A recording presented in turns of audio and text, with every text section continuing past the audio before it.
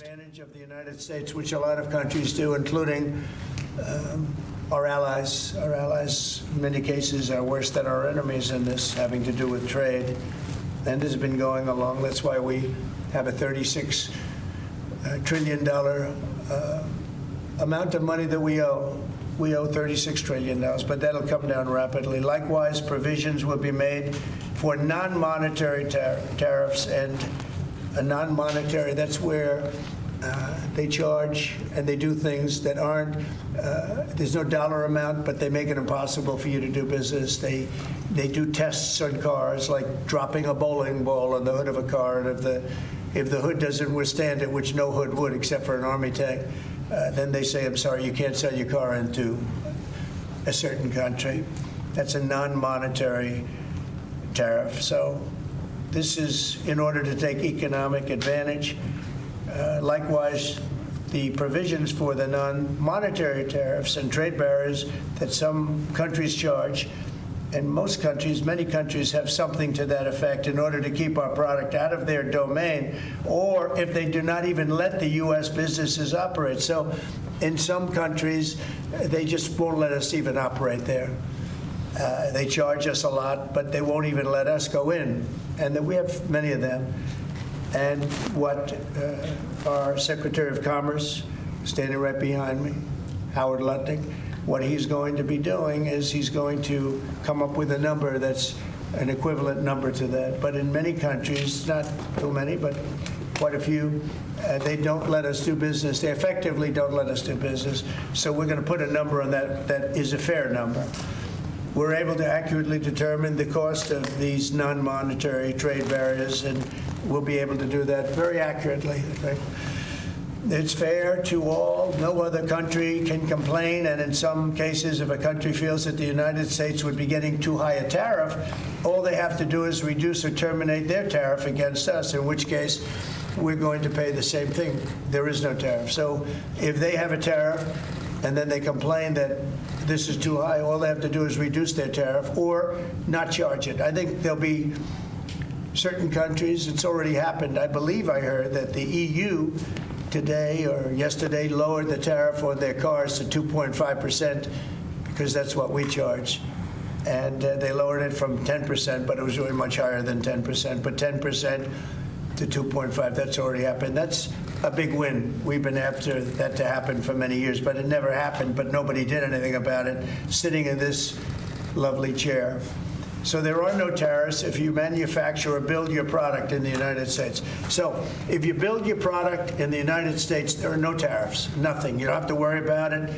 It doesn't exist. A lot of companies will come back to the United States to build their product, make their product in the United States, because there will be no tariff, nothing. For many years, the U.S. has been treated unfairly by other countries, both friend and foe. This system will immediately bring fairness and prosperity back into the previously complex and unfair system of trade. We had a very unfair system to us. Everybody took advantage of the United States, and we paid a big price for it. America has helped many countries throughout the years at great financial cost. It is now time that these countries remember what we've done for them and treat us fairly. We want a level playing field for all American workers. We want a level playing field for the United States of America. I've instructed my Secretary of State, my Secretary of Commerce, Secretary of the Treasury, and the United States Trade Representative to do all the necessary work to deliver reciprocity, in other words, reciprocal reciprocity to our system of trade. So we're going to have a reciprocal tax. Whatever they charge, we charge. If they don't let us in, we're going to determine a value for that. But overall, it's going to be a very simple system. Whatever they charge, we charge. So nobody can complain. I don't think anybody can complain. And I'm going to sign this. And the numbers are going to be very fair, but staggering. They're going to be large, but very fair. And this should have been done years ago. And I did it in a different form with tariffs and taxes on China. We took in hundreds of billions of dollars. No other president, as you know, ever took in 10 cents. But that was a few countries. That wasn't what we're doing now. Now we're doing it with every country. So this is every country. And essentially, when they treat us fairly, we treat them fairly. It's a very fair way of doing it. And I don't know that it's ever been done before, but that's the way. I'd like to ask Secretary of Commerce to say a few words, please, Howard. So reciprocal tariffs sound fair, but when you understand how brutally unfair the world's trading has been since we opened ourselves up after World War II, right? We tried to export the power of our economy to rebuild the world.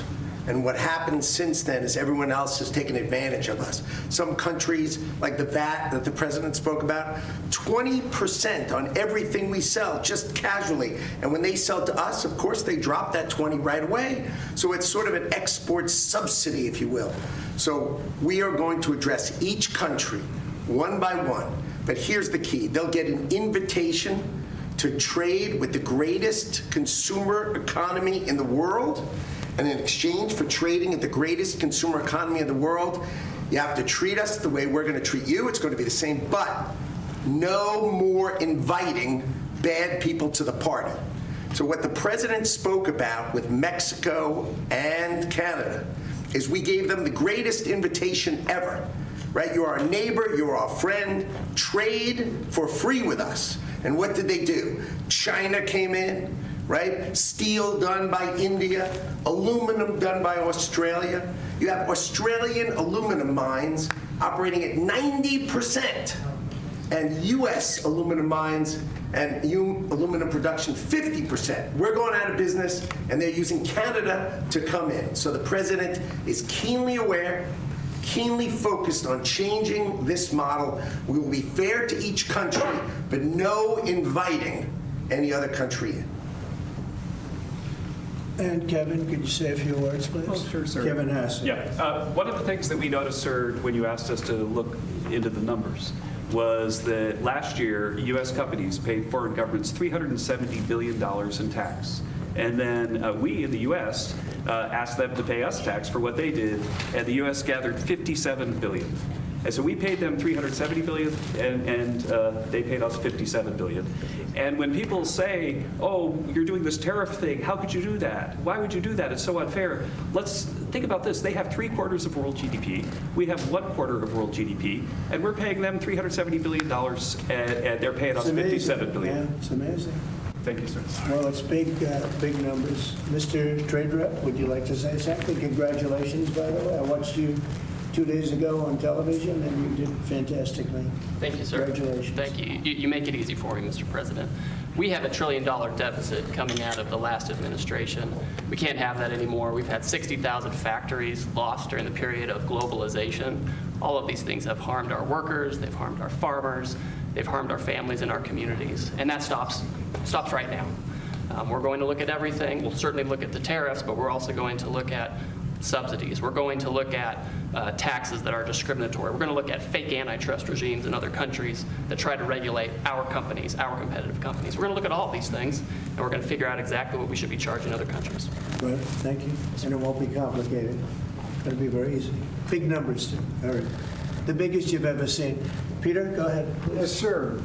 Tariffs are bad. Around the world, they're higher than we have, but tell you what, the non-monetary barriers that are imposed on us are even worse. And President Trump has been right to single out, for example, the VAT tax, the value-added tax. There's a reason why Germany sells 8 more cars to every one we sell them. And it's not American craftsmanship, it's not American design.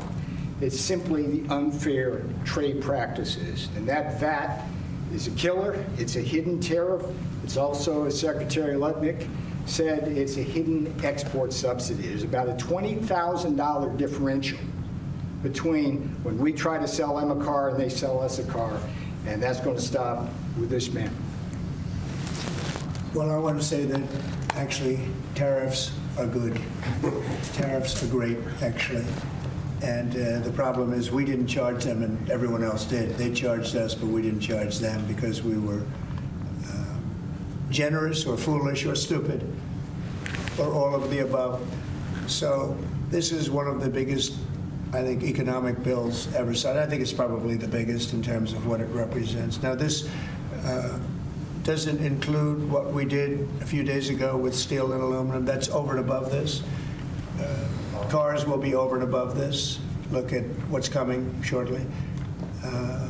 If you take a look at the chips and the various things in that world, that universe, that'll be over and above it. Also, pharmaceuticals will be over and above. So those elements will be over and above. Otherwise, this is covering pretty much everything. And it's going to be great for the United States and fair for the world. I mean, it's the most fair you can do. We could charge just a flat tariff, and that would be in many ways easier, but you could make a case that that wouldn't be fair to other countries. This is fair. Remember, whatever they charge, we charge. Whatever they charge us, we charge them. And they charge us nothing, we charge them nothing. And it really works out well. And we'd be very happy to have nothing and nothing. We wouldn't have any tariffs at all. But to me, it's something that I'm very proudly doing. It should have been done many, many years ago. And we're doing it now. We're doing it very late because we were very foolish, as a country, very foolish. And we're doing it now.